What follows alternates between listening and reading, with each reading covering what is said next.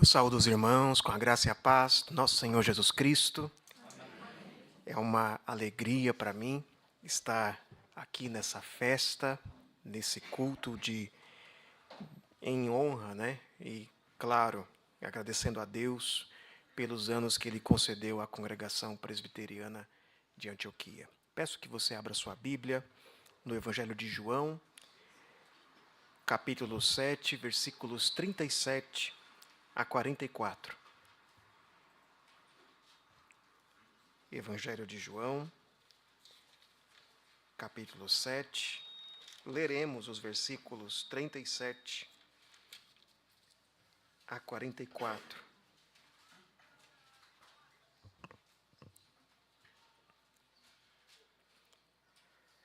Assim diz a palavra de Deus. No último dia, o grande dia da festa, Jesus se levantou e disse em voz alta: Se alguém tem sede, venha a mim e beba. Quem crer em mim, como diz a Escritura, do seu interior fluirão rios de água viva. Isso ele disse a respeito do Espírito, que os que nele crescem haviam de receber, pois o Espírito até naquele momento não tinha sido dado, porque Jesus ainda não havia sido glorificado. Quando ouviram essas palavras, alguns do meio do povo diziam: Este é verdadeiramente o profeta. Outros diziam: Ele é o Cristo. Outros, porém, perguntavam: Por acaso o Cristo virá da Galiléia? Não diz a Escritura que o Cristo vem da descendência de Davi e da aldeia de Belém, de onde era Davi? Assim houve divisão entre o povo por causa dele. Alguns queriam prendê-lo, mas ninguém lhe pôs as mãos. Que o Senhor nos ilumine na exposição da sua palavra. Amém. Você já foi alguma vez a uma festa de aniversário onde você não conhecia o aniversariante? Eu vou confessar que é mais ou menos a situação em que eu estou agora. Este é um culto de aniversário de uma congregação e sim, já tive a oportunidade de pregar aos irmãos daqui online na época da pandemia, mas essa é a primeira vez que estou conhecendo esta igreja e por isso eu meio que estou nessa situação, não é? Mas quando você vai numa festa de aniversário de alguém, de uma pessoa, e você não conhece o aniversariante, você foi porque alguém convidou o seu cônjuge, convidou a sua família, e você acabou indo parar lá, e você não sabe nem quem é a pessoa, você não liga o rosto ao nome. Então você passa por uma situação tanto que constrangedora. Quem eu devo cumprimentar? O parabéns é para quem? É para quem eu entrego o presente? E é possível que a pessoa que é a aniversariante passe na sua frente, diga oi, você fala oi, e passou reto, depois o seu cônjuge te puxa, né, sua esposa te puxa assim e fala, aquela é a pessoa, aquele é o aniversariante, e você pensa, ixi, deixei passar, não é? No texto que nós lemos, nós temos uma situação que é comparável a esta. Nós estamos aqui na festa dos tabernáculos, trata-se de uma das festas dos judeus, é uma festa que o próprio Deus ordenou. Uma festa que durava uma semana inteira, sendo o último dia da festa o mais importante. E os judeus celebravam essa festividade todo ano, uma festividade nacional. Só que nós devemos recordar que as festas dos judeus, as festas ordenadas no Antigo Testamento, elas não são apenas meras festividades, celebrações populares. Elas são tipos, elas são símbolos, elas são sombras que apontam para o cumprimento dos planos de Deus. Elas apontam para a realidade que se concretiza na vinda do Messias, do Cristo. Ou seja, essas festas apontam para a pessoa de Jesus. E dessa vez, o próprio Jesus está na festa. Jesus participa da festa.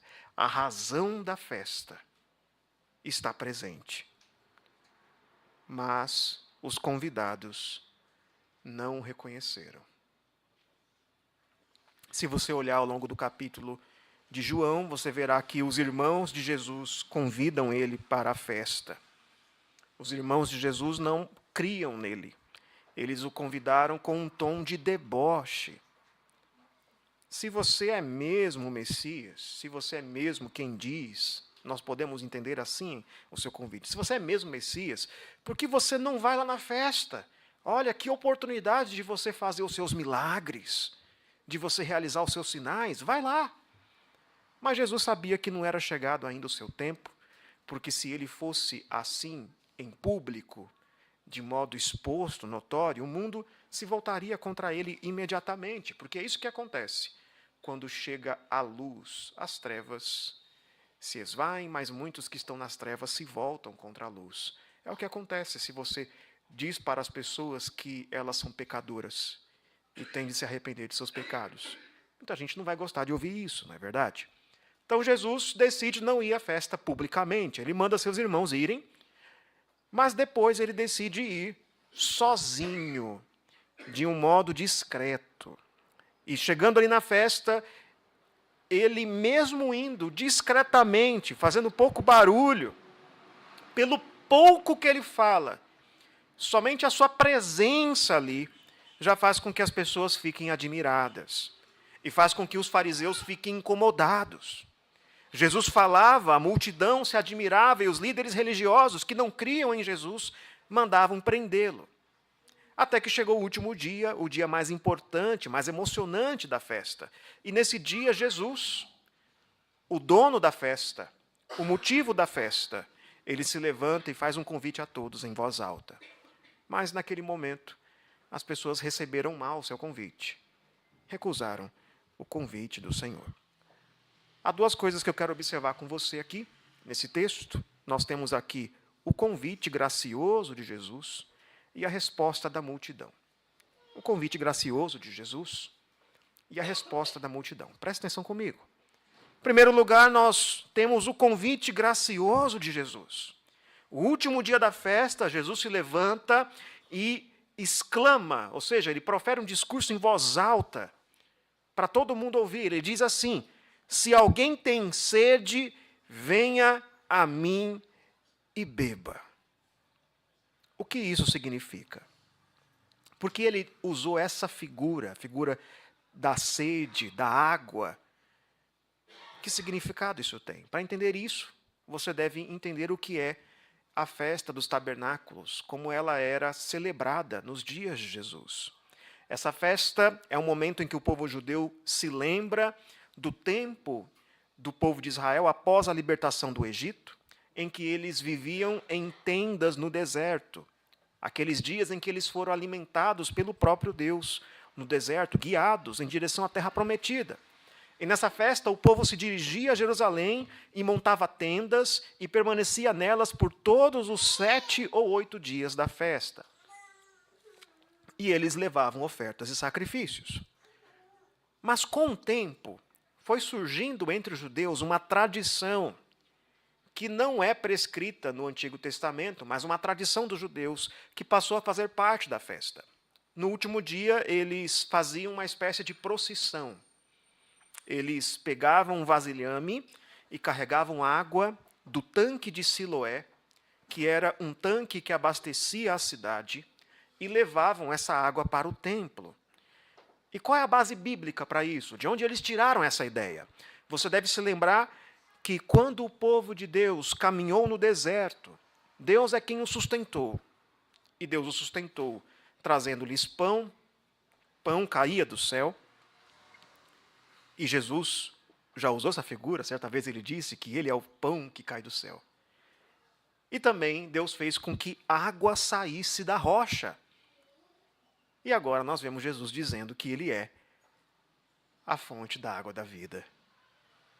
E essa tradição também está amparada por diversas profecias do Antigo Testamento. Você tem diversos textos proféticos do Antigo Testamento, onde fala de visões, de correntezas de água saindo do templo do Senhor. Pegue, por exemplo, Zacarias 14:8.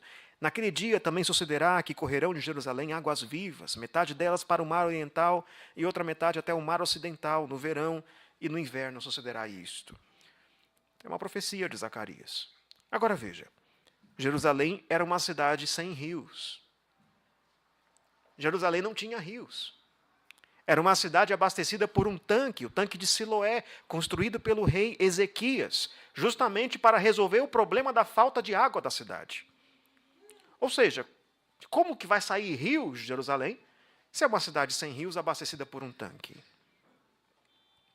Essa profecia, na verdade, tem um cumprimento espiritual. Ela aponta para uma realidade espiritual. Haverá um dia em que Deus restaurará o seu povo de tal maneira que eles serão uma fonte inesgotável de água, como a dos rios que saíam do jardim do Éden, água que leva a provisão de Deus a todas as nações. O que Jesus está dizendo aqui agora é que Ele é o cumprimento disso. Ele é o cumprimento. No dia em que o povo está ali em procissão, pegando água do tanque de Siloé, levando até o templo, e as pessoas estão olhando essa visão, olhando essa simbologia, lembrando de como Deus saciou a sede do povo com água saindo da rocha, de como Deus prometeu que um dia haveria fontes de água saindo daquele templo. Jesus então se levanta e diz: eu sou a fonte. Eu sou a fonte. Ele é a fonte da água da vida. Ele é a presença de Deus. Ele é o templo de Deus no meio do povo. É de Jesus que flui a salvação, a redenção. Ele é quem nos envia o Espírito Santo. Ele é o significado dessa festa dos tabernáculos, porque Ele é o Deus que veio tabernacular conosco, que fez tenda entre nós. E Ele também provê para o seu povo, assim como Deus sustentou o povo de Israel no deserto. É Deus, Jesus é Deus, que veio habitar conosco e prover vida eterna. Veja, outra coisa sobre o convite de Jesus, é um convite aos sedentos, é um convite a quem tem sede, é um convite a todos que percebem a sua necessidade, a sua aridez espiritual, que estão mortos em seus delitos e seus pecados e precisam ser revividos. E esse discernimento de sua situação espiritual não se pode ter sem que o Espírito Santo primeiro haja no coração. Aqueles que não reconhecem a sua sede, a sua fome, a sua necessidade, não são capazes de aceitar o convite. Perceba também que é um convite simples. Venha até mim e beba. Não há nenhum pré-requisito. Somente a fé. Por isso ele diz: todo aquele que crer em mim. Se você quiser acesso a essa fonte inesgotável da vida, que vai te saciar, que nunca acaba, que te dá vida eterna, basta crer em Jesus Cristo. Venha e beba. E é um convite com uma promessa. Qual é a promessa? Quem nele crê, do seu interior fluirão rios de água viva. Quem crê em Jesus recebeu o Espírito Santo, tem vida eterna, tem consolação, satisfação, vivificação. É uma promessa que se refere, especialmente aqui, ao Espírito Santo, como o próprio apóstolo João vai explicar no versículo 39. E que o Espírito Santo tem a ver com água, gente? Aí nós vamos novamente retomar o Antigo Testamento, onde a figura da água é usada como um símbolo que representa o Espírito Santo. Por exemplo, em Neemias 9,15, o autor diz assim, com referência a quando Deus cuidou do povo no deserto, ele diz: na sede tirastes para eles água da rocha. E no versículo 20, Neemias 9,20 diz: deste o teu bom espírito para instruí-los. Veja que forma uma espécie de paralelo aqui.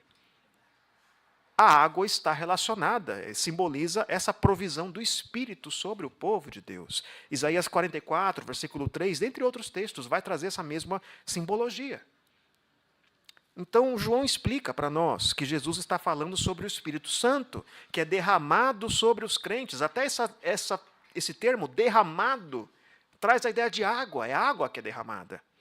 sobre os crentes após a glorificação de Cristo. Depois que Jesus morre, ressuscita, ascende aos céus, ele envia o seu Consolador, que capacita os crentes a continuarem a sua obra. Então, se você crê no Senhor Jesus Cristo, você tem o Espírito Santo. Deus habita no meio do seu povo, por meio do Espírito. E quem recebe o Espírito Santo ganha essa nova inclinação, essa vontade de servir a Deus, tem um Consolador que aplica a palavra de Deus no seu interior. Quem tem o Espírito Santo tem um reservatório de graça que nunca cessa. E aí nós temos então a figura, rios fluindo do seu interior. O seu coração recebe uma fonte de vida que nunca cessa. Isso é cumprido na vida dos crentes. Você crê em Jesus. Isso não é graças a você, isso não é porque você foi esperto o suficiente para entender a verdade, mas porque o Espírito Santo te convenceu. É o Espírito Santo que convence. E aqueles que bebem da fonte da água da vida recebem essa satisfação, recebem consolação e também são capacitados a servir a outros. Nos dias de escuridão na alma, a noite escura da alma, o Espírito Santo traz à mente aquela passagem bíblica que você deve se lembrar, que te dá esperança naquele momento.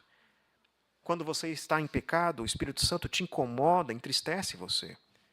E quando você vai falar do Evangelho a alguém, ou confrontar alguém, o Espírito Santo muitas vezes nos dirige, nos dá sabedoria, nos dá a palavra certa para falar no momento. E capacita a igreja com os dons, capacitando a pregar, exortar, ensinar, servir, aconselhar, dentre outros dons. É isso que o Espírito Santo faz, torna o crente uma fonte de água para outros. Esse é o convite de Jesus. Eu sou a fonte. Venha a mim. Se você vier do seu coração, dentro de você fluirão águas vivas. Esse é o convite. Mas qual foi a reação ao convite? Como o povo reagiu? O convite foi rejeitado pela multidão. Jesus recebeu uma resposta indecorosa. O anfitrião estava ali na festa e o povo não o reconheceu. Veja as diferentes reações que o convite de Jesus gerou. Alguns disseram assim: este é o profeta. E quando falamos desse título, o profeta, artigo definido aqui, remete àquela profecia de Deuteronômio 18, versículos 15 a 18, que fala de um profeta semelhante a Moisés, que viria no futuro, em cuja boca Deus poria as suas palavras e falaria tudo o que ele ordenasse. Deus prometeu que depois de Moisés haveria um profeta superior a Moisés, que teria essa mesma intimidade que Moisés teve com Deus e que nenhuma outra figura do Antigo Testamento teve. Um profeta que falaria as palavras que vinham de Deus. E Jesus é o cumprimento dessa profecia. Ele, de fato, é o profeta. Ele é o profeta. Mas outros também disseram assim: este é o Cristo. A palavra grega que significa ungido é a tradução para o grego do termo Messias do Antigo Testamento. Um termo que remete àquela promessa que Deus fez a Davi de um rei sucessor que reinaria no seu trono para sempre. E sim, é verdade, Jesus é o Cristo. Ele é o filho de Davi, ele é o ungido de Deus que reina para sempre em seu trono nos céus. Mas note que interessante. Uns pensavam que Jesus é o profeta. Outros diziam que não, ele é o Cristo. Eles não entendiam que as duas profecias diziam respeito à mesma pessoa. Eles tinham seu próprio entendimento, as suas expectativas sobre quem seria o profeta e sobre quem seria o ungido, o Cristo, o Messias. E Jesus não se encaixava na perspectiva, não se encaixava nas expectativas de nenhum deles.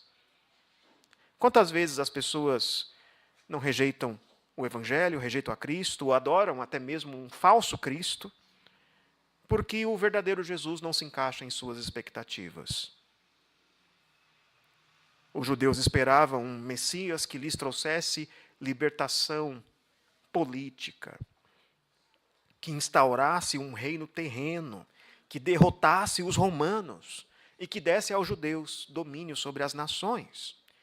E quantas pessoas hoje não nutrem expectativas sobre o Cristo? Um Cristo que lhes dê bênçãos materiais? Um Jesus que sirva a seus propósitos políticos, ideológicos, profissionais, existenciais? Uma religião que lhes faça se sentir bem? Um Cristo que exalte o homem? Que ponha você no alto? Mas Jesus não se encaixa nessas expectativas. Ele não é nenhuma dessas versões. Ele é Jesus Cristo, Filho de Deus, que veio com o propósito de glorificar o Pai. Esse é Jesus. Mas outros disseram assim: ele não pode ser o Cristo, porque não tem como o Cristo vir da Galileia. A Bíblia diz que o Cristo virá de Belém, da cidade de Davi, e que será um descendente de Davi. E veja, eles não estão errados. Eles não estão errados. De fato, a Bíblia diz que o Cristo vem de Belém. Miqueias, capítulo 5, versículo 2, e tu, Belém Efrata, pequena demais para figurar como um grupo dos milhares de Judá, de ti me sairá o que há de reinar em Israel, e cujas origens são desde os tempos antigos, desde os dias da eternidade. Ou seja, a leitura bíblica deles está correta. Eles acertaram na hermenêutica. O Cristo, de fato, vem de Belém. E Jesus nasceu em Belém. Ele é descendente de Davi. Só que a multidão ignorava isso. Eles tinham a leitura da Bíblia, mas eles não conheciam Jesus. E por não conhecerem Jesus, eles não o reconheceram. Exímios teólogos, mas não conheciam Jesus. Não sabiam quem ele era. E por não saberem quem ele era, não tiveram a sua sede saciada pela fonte de água viva. E aí vemos um outro lado, não é? Você tem uns que criam expectativas sobre o Cristo, muitas vezes até por ignorarem o que a Bíblia diz. Agora você tem um outro aspecto. Quanta gente não lê a Bíblia, tem um conhecimento intelectual a respeito de Deus, usado principalmente para discutir em fóruns da internet, mas não conhece a Jesus. Não tem vida com Deus. Sabe todos os detalhes teológicos, gosta de debater, mas pouco sabe sobre quem Deus é. É o caso aqui, ó. Interpretações corretas. Eles acertaram. Jesus, não, de fato, ele é o profeta, de fato ele é o Cristo, de fato o Messias haveria de nascer em Belém, mas eles não conhecem Jesus. E é por isso que eles o rejeitam. O convite de Jesus causa um debate, uma dissensão entre o povo, e alguns tentam prender Jesus. Note que ninguém fica indiferente ao convite de Jesus. O convite de Jesus gera reações. É impossível ficar indiferente diante de tal mensagem, porque ele oferece a água que de fato mata a sede. Como ele disse à mulher samaritana, na beira do poço, ele oferece a vida eterna aos sedentos. Mas aceitar esse convite requer admitir a sua sede. Requer admitir a sua necessidade. E é por isso que essa mensagem levanta oposições. É por isso que as pessoas se opõem a Jesus. E é o que o próprio Cristo diz no começo do capítulo. Olha o versículo 7. Não pode o mundo odiar-vos, mas a mim me odeia, porque eu dou testemunho a seu respeito de que as suas obras são más. Por que as pessoas odeiam a Jesus? Porque Jesus confronta os seus pecados. Porque diante daquele que nunca pecou, os nossos pecados são aparentes. Imagine, os irmãos de Jesus não criam em Jesus. Imagine como deve ter sido difícil crescer como irmão perfeito. E que nunca peca. até os seus menores pecados são notórios diante da santidade de Cristo. Ninguém gosta de ouvir que é pecador. E é por isso que a mensagem do Evangelho, que inclui essa má notícia, sem Cristo você está perdido, porque você é um pecador, essa mensagem causa divisão e atrai oposição. Talvez já teve algum momento em que você quis evangelizar alguém, falar do Evangelho para o seu colega de trabalho, seu colega da escola, e você teve vergonha, não é? Você não sabe muito bem como começar, então você tenta falar de um jeito, tenta falar de outro, às vezes tenta tornar a mensagem um pouco água com açúcar, assim, né? Falar mais a parte do Jesus te ama, o que pode não ser verdade, mas isso é outros 500, mas você prefere ficar com essa parte ali. Por quê? Porque você tem a impressão de que se você disser tudo o que tem para dizer, a mensagem não será muito bem aceita. Ou então você falou a mensagem, o que a pessoa fez? Fez cara feia para você, rejeitou você. Para com esse papo de crente, para com esse papo de radical, não quero saber disso. Por que isso acontece? Porque é impossível ao homem natural aceitar o Evangelho. Não é que a mensagem do Evangelho é difícil de engolir. A mensagem do Evangelho é impossível de engolir.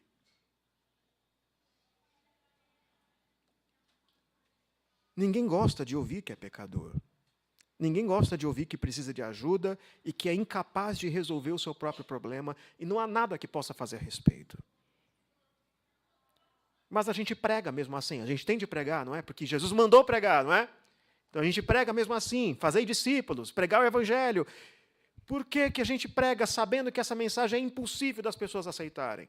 Ela não é vendável. Por quê? Porque o que é impossível ao homem é possível para Deus.